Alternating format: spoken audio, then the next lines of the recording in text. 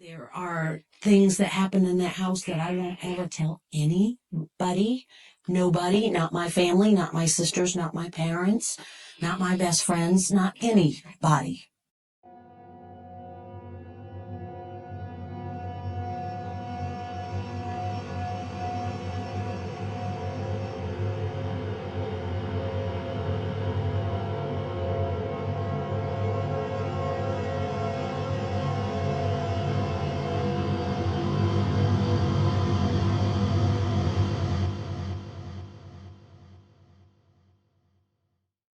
Andrea Perron, author of the book series House of Darkness, House of Light, which is part of the inspiration for the movie, describes her assessment of the film. Even though The Conjuring is an excellent film for what it is, it's about 95% fiction and about 5% hard truth. Lorraine Warren, alongside her husband Ed, investigated and documented the events in the home. Lorraine was a consultant on the film and says she made sure very little dramatic license was taken. So, how accurate is the film version compared to real events? Let's find out. The first film in the franchise is based on the Perron family. After purchasing a 100-year-old farmhouse, Roger and Carolyn Perron, played by Ron Livingston and Lily Taylor, move into the home with their 5 daughters, Andrea, Nancy, Christine, Cindy, and April, after a series of strange and terrifying events. Oh my God. It's standing right behind you. Carolyn reaches out to husband and wife paranormal investigators Ed and Lorraine Warren, played by Patrick Wilson, and Vera Farmiga, for help.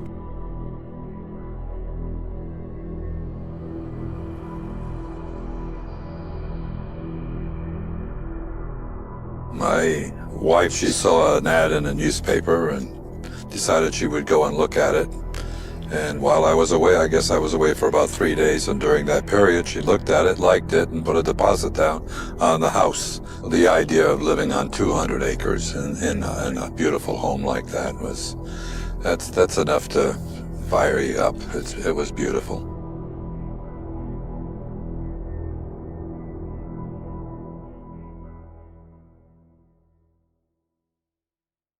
The movie, for the most part, is pretty accurate in the way the Perron family is depicted.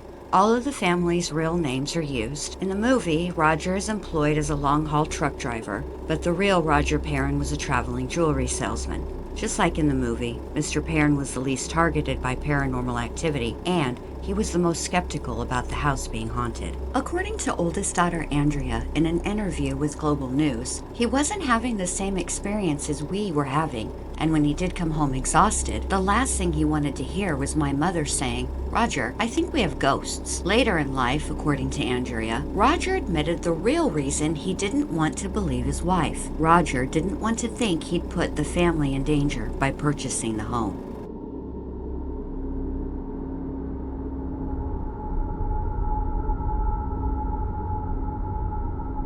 In the movie, the paranormal activity begins almost immediately and seems to occur over a fairly short time.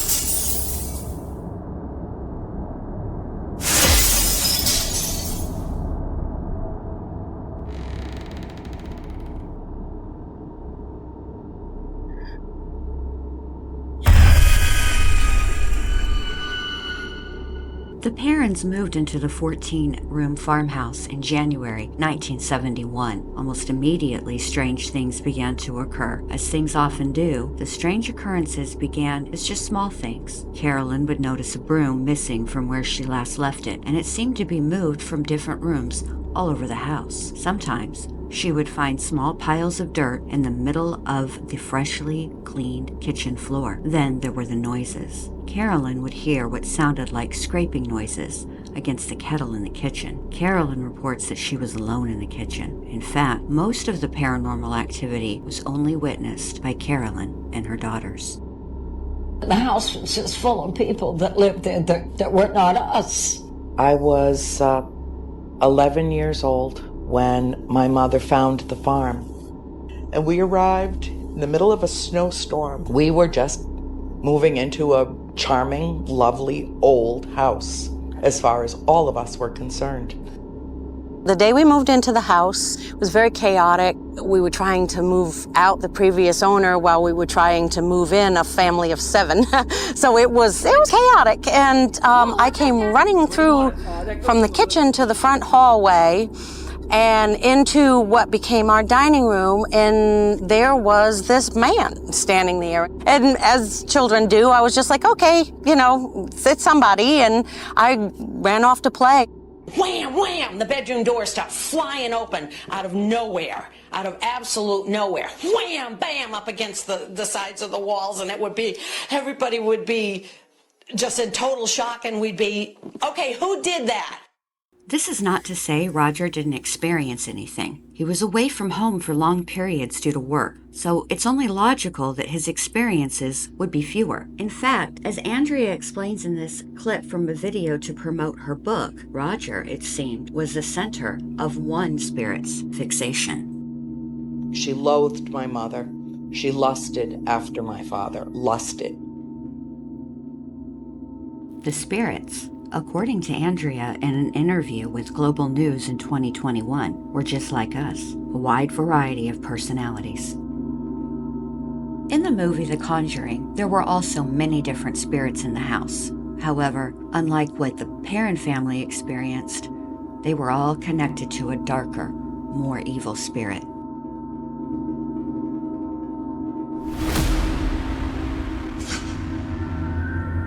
Look what she made me do. Look what she made me do! She made me do.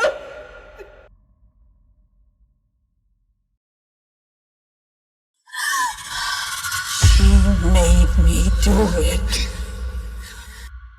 The spirits that inhabit the farmhouse in real life, though, seem not to have the same connection. Rather, they're connected in some way to the home or to the land. According to Andrea, we all experienced encounters with spirits. Some were unpleasant, some were lovely, cordial, and communicative, from benign to benevolent to oblivious to mean-spirited.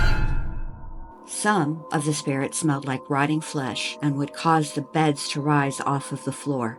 The cellar, which has a dirt floor, was a room the family tried their best to avoid, except for Roger. He had to go down to fix the heating equipment that mysteriously failed. Roger, according to Andrea, would say he could feel a cold, stinking presence behind him. I knew then that there was something. When you're standing there and somebody runs their hand against your back and you turn around and there's nothing there, you realize that there is something going on. And at that point, I started to put 2 and 2 together with the things that were happening to my wife.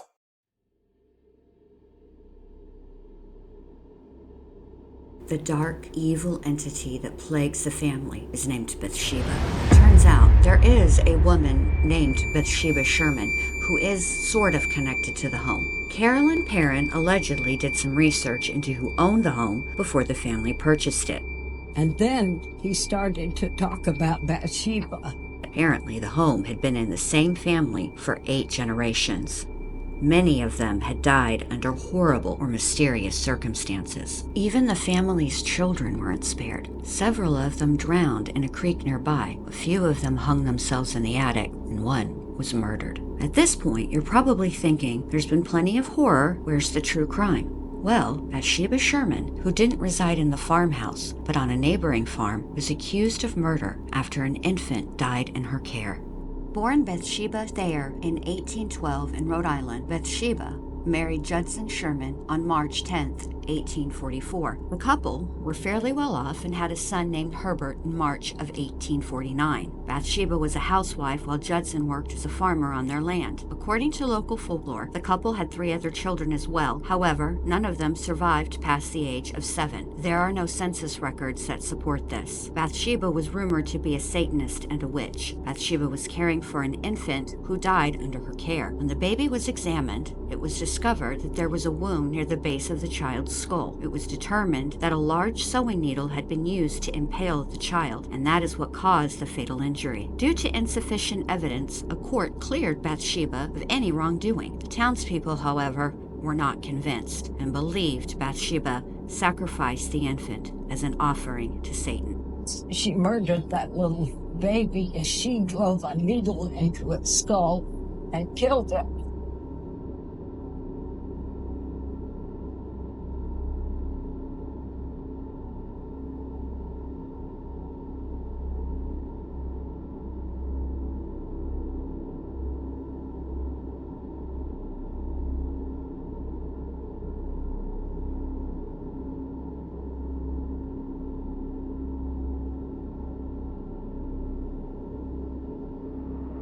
Picking up anything in here, hon?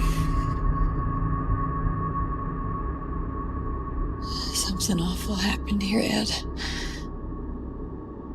Ed and Lorraine Warren are the paranormal investigators Carolyn Perron reaches out to for help in the film. Ed, who is a self-taught demonologist, married Lorraine, a clairvoyant and light trance medium, in 1945. Together, the couple founded the New England Society for Psychic Research in 1952. While the film portrays Ed and Lorraine being sought out by Carolyn, the truth is the Warrens contacted the Perrons after hearing about their predicament from other paranormal researchers. In a Conjuring featurette, Lorraine recalls, "I knew the house was haunted. All I had to do was walk in." Carolyn told Ed and Lorraine a story of an incident that happened to her in the home a few years earlier. She'd been laying on her sofa when suddenly she felt a piercing pain, followed by a muscle spasm in her calf. Carolyn then looked at her calf and noticed a puddle of blood at the point of impact. After checking for bees or anything else that could have caused the puncture and finding nothing, Carolyn shrugged it off as just another strange occurrence to add to the ever-growing list of strange occurrences. Carolyn also told the paranormal investigators about Bathsheba Sherman and how she had been suspected of using a sewing needle to kill an infant. It was the combination of both stories that Lorraine suggested Bathsheba could have taken the needle with her in the afterlife and used it to stab Carolyn in the calf. From that point on, Lorraine referred to the demonic presence as Bathsheba, according to House of Darkness, House of Light, written by Andrea Perron. Bathsheba, the demonic presence, is bent on possessing Carolyn in the film. While the real story isn't that much of a departure from the film's storyline, Carolyn wasn't the only target, and the motive wasn't quite as sinister. We moved into that house as a mother, a father, and 5 children. And whatever the spirit was that taunted and haunted my mother so supremely over a decade was not willing to relinquish the position, essentially. What she did was treat my mother abominably. She loathed my mother. She lusted after my father. Lusted. I use that word deliberately. Was mistress here before he came. And mistress here will be anon, will drive you out with fiery brooms, will drive you mad with death and gloom. If you don't leave, you will join us, because she too will be dead. During the film, all of the events endured by Carolyn culminate in an exorcism performed by Ed Warren in a final showdown of good versus evil. Bathsheba! true events were a little different and occurred over a far longer period of time. The Perron family lived in the home for 10 years, during which the Warrens made multiple trips to investigate the phenomena. Also, there wasn't an exorcism performed. Lorraine, who was a consultant for the film, insists that she and Ed would never perform an exorcism, as they must be performed by a Catholic priest. What actually happened was, in an attempt to contact the spirits that were haunting the family, Lorraine conducted a seance. Although Carolyn and Roger forbid their children from attending the seance, oldest daughter Andrea claims to have secretly witnessed what happened. "I thought I was going to pass out. My mother began to speak a language not of this world, in a voice not her own. Her chair levitated and she was thrown across the room." Concerned about his wife's mental stability, Roger kicked the Warrens out after the seance. Andrea says the family continued to live in the home for the next 10 years due to financial instability.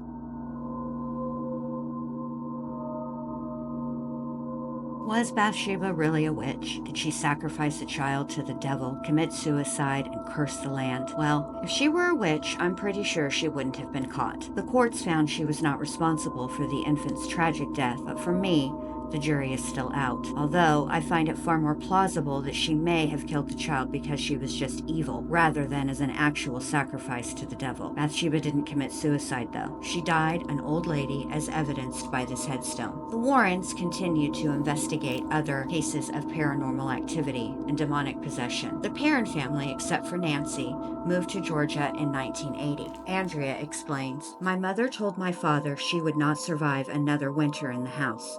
She had been under attack in that house for 10 years. The Perrons stay, for the most part, out of the public eye. Andrea wrote a book trilogy on her family's experiences in the home. When asked about Bathsheba, she told Global News, "Essentially, Bathsheba copped the blame for everything evil, and it simply wasn't the case." Andrea now believes the evil spirit was someone else. In 2017, April, the youngest Perron's sister, died from an accidental prescription overdose after undergoing surgery.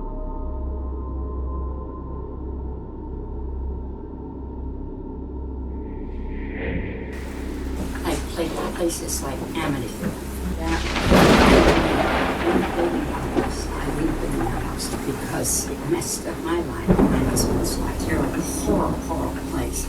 While this film isn't technically part of the official Conjuring universe, it is referenced at the end of the first Conjuring film and at the beginning of The Conjuring 2. This case is also the Warrens' most infamous, controversial, and it thrust them into the public spotlight. The Amityville Horror was first released in theaters in 1979 and then remade in 2005. Both versions are based on Jay Anson's book, The Amityville Horror, which recounts the 28 terrifying days the Lutz family spent in the home in 1975. However, the home, located at 112 Ocean Avenue, was already well known to the public before the Lutzes told their story. The home was made infamous after another family, the DeFeos, were brutally murdered in the home just a year prior in 1974.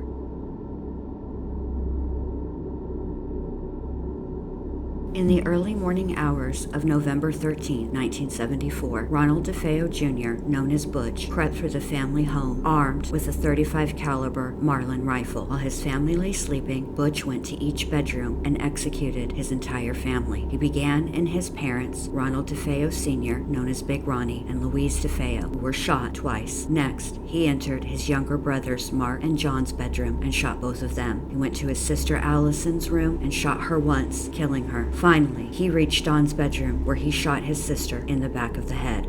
Several hours later, at around 6:30 p.m., Butch arrived at the local bar. He came, he opened the door, and he was screaming, "Come on, help me. Somebody shot my mother and father." And everyone ran out of the bar, and that was it. They all took off. No, I had to stay. I was tending more. They all jumped in his car and took off. John Altieri, Joey Yesway, Bobby Kelsky, the owner of the bar, William Scordamaglia, and Al Saxon all got into Butch's 1970 Buick Electric and drove a block to the home. Once there, Bobby opened the door. The others followed him upstairs to the master bedroom, where they made a grisly discovery. Big Ronnie, 43, and Louise, 42, lay dead in their bed. John Altieri went to the next bedroom on the second floor. On opposite sides of the room were two beds. In those beds laying face down were John, 9 years old, and Mark, 12 years old. Mark had recently been injured playing football, and next to his bed were the wheelchair and crutches he'd been using to get around. Altieri had seen enough. He descended the stairs and joined the other men on the first floor. Joey S. White called 911. When officers arrived, they discovered 13-year-old Allison's body in the third bedroom on the second floor. In her bedroom located on the third floor, officers found 18-year-old Dawn. Found in Butch's bedroom, located on the third floor, were boxes of ammunition for a .35 Marlin rifle.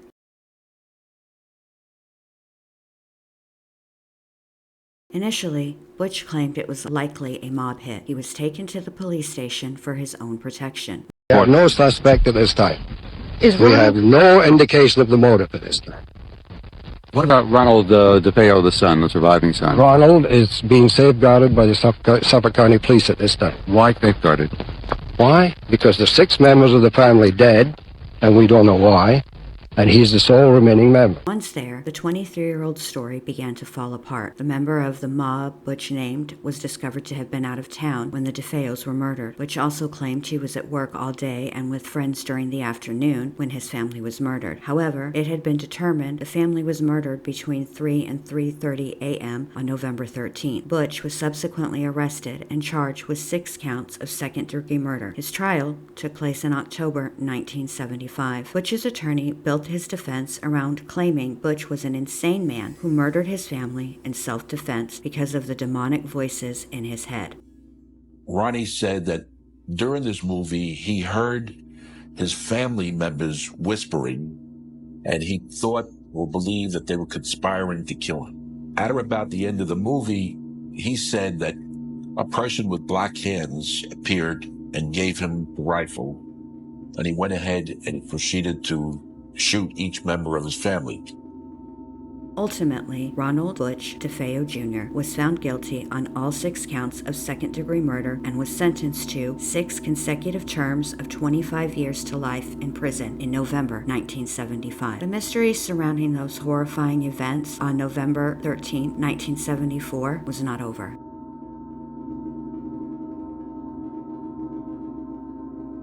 Just 1 month after DeFeo's trial and 1 year after the murders, in December 1975, the Lutz family moved into the home. The details of the 28 days the family spent at the home would become the subject of a book, a movie, countless documentaries, and a paranormal investigation that would spark a controversy that exists to this day. George Lutz, an owner of a successful, multi-generational family business, met and married divorcee Kathy. Kathy had 3 children from her first marriage, Daniel, Christopher, and Melissa. When they married, George and Kathy each had their own home, but the newlyweds wanted a fresh start in a new home. The Dutch colonial home, located at 112 Ocean Avenue, was the perfect home for the family. It was 3 stories, had 5 bedrooms, a swimming pool in the backyard, and a boathouse. It even came with a name, High Hopes. George and Kathy purchased the home for $80,000 and most of the furniture from the previous owners for a mere $400. The couple and their 3 children moved into the home in December 1975. According to George and Kathy,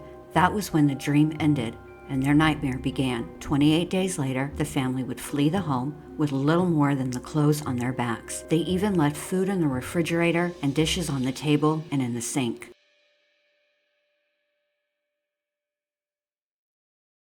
In the movie, the first incident involves a priest who comes to bless the home. As he begins the ritual, the room fills with flies. Eventually, the priest is overcome.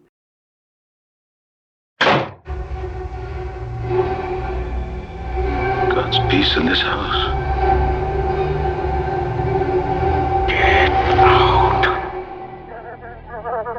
Get out! This did happen, according to George and Kathy, but it wasn't a single incident. It was 2 separate ones. According to George, the couple asked a priest to come bless the home before the family moved in. George and Kathy knew about the grisly murders that had taken place in the home just a year prior. During the blessing, an unseen hand slapped the priest in the face and told him to get out. The Lutz family moved in despite this. In this clip from ABC News, George and Kathy explain the flies. We also had hordes of flies that would appear within 2 rooms, And no matter how many times we would kill them, they would reappear. But if you have 2 or 3 or 4 within one room, that could be commonplace. But when you're talking over 100... Well, this was the winter. Yes.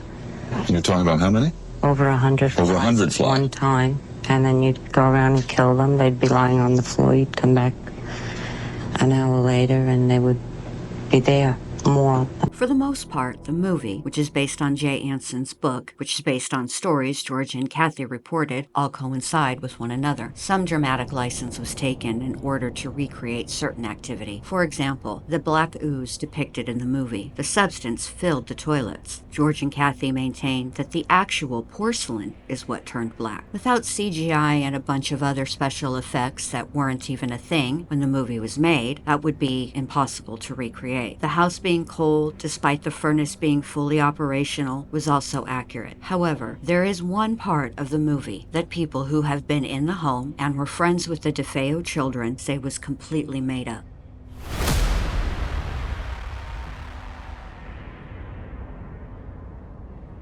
My name is Patty Camarado. I was friends with Allison DeFeo, girl who was murdered with the rest of her family here in 1974. This I'm going to show you is the mysterious red room that's so noted for in the book. This door, which they say was never here, was here, is here, always will be here, I suppose. This is the red room. Nothing more than a storage area where Allison and her brothers and I used to keep toys. Just red, you know? There was never any feeling of spirit presence or ghost or any sort of thing like that. It was just a play area, used to keep toys, nothing more than that. In 2002, George told ABC News that in the middle of the night, the front door would slam. He also says that he would hear the children's bed slam up and down on the floor, while an unseen force held him to the bed in the master bedroom. The final incident that sent the family fleeing in the middle of the night, leaving all of their possessions behind, was when the evil entity in the home transformed Kathy into an old woman and made her levitate.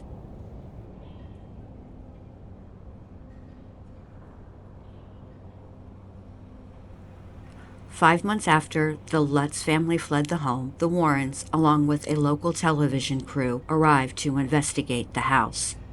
Now, this is Missy's bedroom. Are you aware that the children and George and Kathy slept in the very beds that the DeFeos were murdered in? I heard that, yeah. The only thing changed were the mattresses. That is the furniture of the little girls, and that's the room where Missy slept. But look at the rocking chair.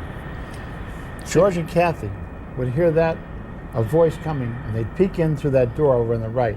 And they'd see that rocking chair going back and forth by itself. Nobody in it. Nobody in it.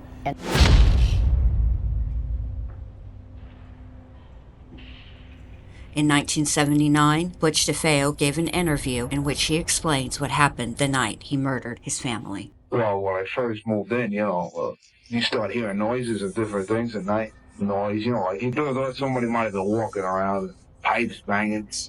Oh, they were always saying somebody's in the house, ghost, or once in a while you'd hear screaming, but there wasn't nobody screaming. They felt the devil was in the house. That's what brought all that religion into the house. No, I shot my father first, then I crossed over onto my mother. But after that, I tell you honestly, I couldn't stop if I wanted to. I couldn't put the gun down. So I felt somebody was inside moving me.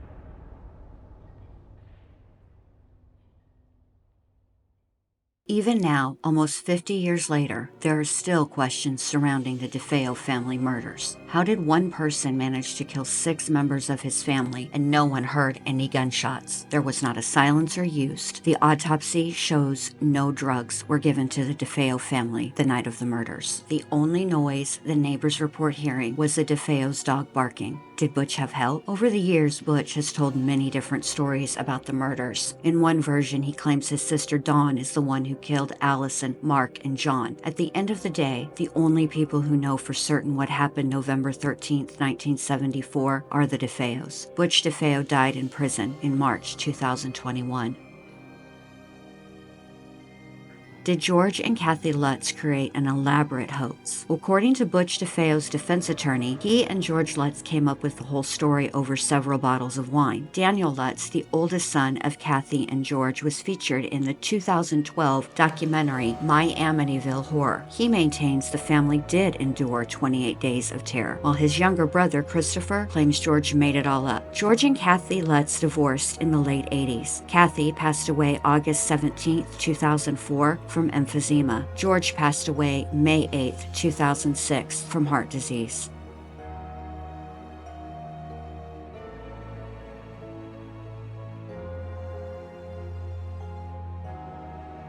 Since the Lutz family, 112 Ocean Avenue has been home to 4 other families.